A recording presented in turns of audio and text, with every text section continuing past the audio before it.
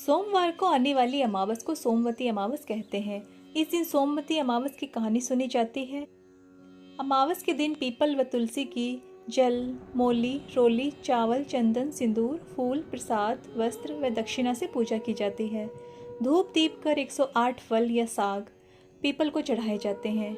इसके बाद सोमवती अमावस की कहानी सुनी जाती है। 108 या 8 परिक्रमा दी जाती है। 13 चीजें सोमवती अमावस को ब्राह्मण को भेंट की जाती हैं। तो आइए सोमवती अमावस की कहानी सुनते हैं। एक साहूकार के 7 बेटे, 7 बहू और एक बेटी थी। साहूकार के घर एक जोगी भिक्षा मांगने आता था। जोगी साहूकार की बहू से तो भिक्षा ले लेता, लेकिन जब बेटी देती तो भिक्षा लेने से मना कर देता। कहता कि बेटी सुहागन तो है, पर इसके भाग में दुख लिखा है। यह बात सुनकर बेटी को चिंता होने लगी और वह दिन प्रतिदिन कमज़ोर होने लगी। एक दिन उसकी माँ ने पूछा कि तुम इतनी कमज़ोर कैसे दिखाई देने लगी हो।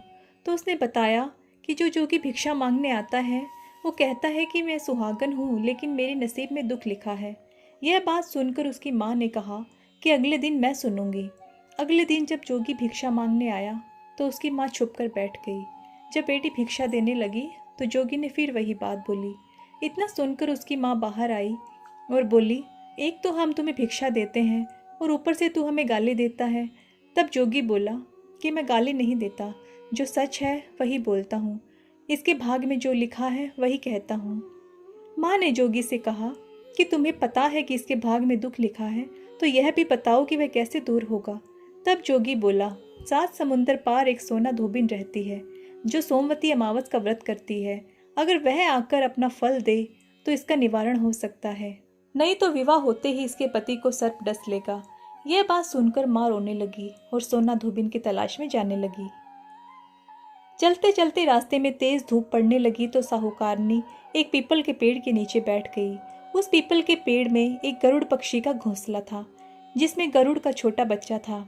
साहूकारनी को घोंसले के पास एक सर्प जाता दिखाई दिया, तो उसने उस गरुड़ के बच्चे को बचाने के लिए उस सांप को मारकर ढाल के नीचे रख दिया।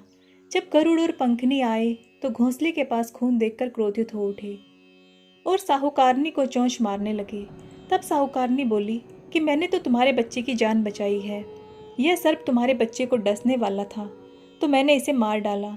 गरुड़ ने सर्प की ओर देखकर कहा कि तुमने हमारे बच्चे की जान बचाई है, अब तुम्हें जो मांगना है मांगो। तब साहूकारनी बोली कि मुझे 7 समुंदर पार सोना धोबन के घर छोड़ाओ। गरुड़ ने साहूकारनी को अपनी पीठ पर बिठाकर 7 समुंदर पार सोना धोबन के घर छोड़ दिया। वहां जाकर साहूकारनी ने सोचा कि सोना धोबन को कैसे राजी किया जाए। सोना धोबन के 7 बेटे बहू थे। उसकी 7 बहुएं काम को लेकर रोज लड़ाई करती थी और काम भी नहीं करती थी। रात को जब सब सो जाते तो साहूकारनी सोना धोबन के घर जाती और घर का सारा काम करती। गायों को नहलाती, घर की सफाई करती, रसोई का काम करती, चौका बर्तन, आटा पीसना, कपड़े धोना, पानी भरना और दिन होने से पहले चली आती। बहुएं सोचती कि यह सारा काम कौन कर रहा है, लेकिन कभी एक दूसरे से नहीं पूछती यह सब काम कौन कर रहा है। एक दिन धोबन ने कहा कि तुम आजकल लड़ती भी नहीं हो, काम भी ठीक से हो रहा है। तो बहुओं ने कहा, सासू जी, काम तो हमें ही करना पड़ता है, चाहे हम लड़कर करें या हंसकर, इसलिए लड़ाई करने का क्या फ़ायदा। सोना धोबन ने सोचा कि आज देखा जाए कि कौन सी बहू काम करती है, और वह रात को सोई नहीं। उसने देखा कि रात को एक स्त्री आई और पूरा काम करके जाने लगी। तो सोना धोबन ने बोला कि तुम कौन हो और तुम्हें ऐसी क्या ज़रूरत है जो इतना काम कर रही हो। साहूकारनी ने कहा कि ज़रूरत है तभी तो इतना काम करती हूँ। सोना धोबन ने पूछा कि तुम्हें क्या चाहिए। साहूकारनी बोली कि पहले मुझे वचन दो, तब बताऊं। सोना धोबन ने वचन देकर कहा कि अब बताइए। साहूकारनी बोली कि मेरी बेटी के भाग्य में दुहाग लिखा है, इसलिए आप चलकर उसे सुहाग दें और सोमवती करें। सोना धोबिन तैयार हो गई, साहूकारनी के साथ चल दी। घर आई तो बेटी की शादी की तैयारी हो रही थी।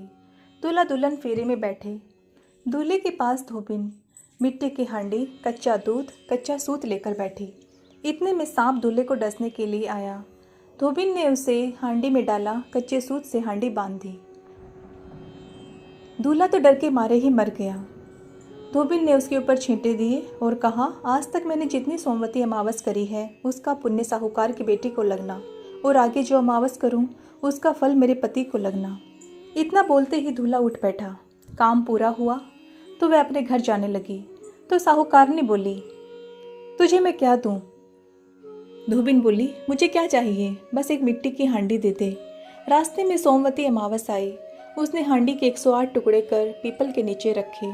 13 टुकड़े एक जगह रखे, वह पीपल के 108 परिक्रमा दी और टुकड़े पीपल के नीचे गाड़ दिए। घर आई तो उसका पति मरा पड़ा था। उसने पति पर सुहाग का छींटा दिया और कहा, मेरी अमावस का फल मेरे पति को होना। ऐसा कहते ही उसका पति जीवित हो गया। एक ब्राह्मण आया और बोला, सोमवती अमावस का जो किया हो दान दो। सोना धोबिन बोली, रास्ते में अमावस आई तो मैंने कुछ नहीं कर पाई और जो किया वो पीपल के नीचे गाड़ दिया। जाओ और ले लो। ब्राह्मण ने जाकर देखा तो खोदने पर उसे 108 व 13 सोने के टुकड़े मिले। सब चीज़ों को इकट्ठा कर वो घर आया और धोबिन से बोला, इतना धर्म किया और कहती हो कि कुछ भी नहीं किया। धोबिन बोली, ये सब तुम्हारे भाग का है, ले जाओ। ब्राह्मण बोला, मेरा तो चौथा हिस्सा ही है, बाकी 3 हिस्सा आपकी इच्छा हो उसको दो। ब्राह्मण ने नगर में ढिंडोरा पिटवा दिया कि सब जने सोमवती अमावस का व्रत करें। हे सोमवती अमावस्या, साहूकार की बेटी को जैसा फल दिया वैसा सबको देना, सबको अमर सुहाग देना। खोटी की खरी, अधूरी की पूरी। जय सोमवती अमावस।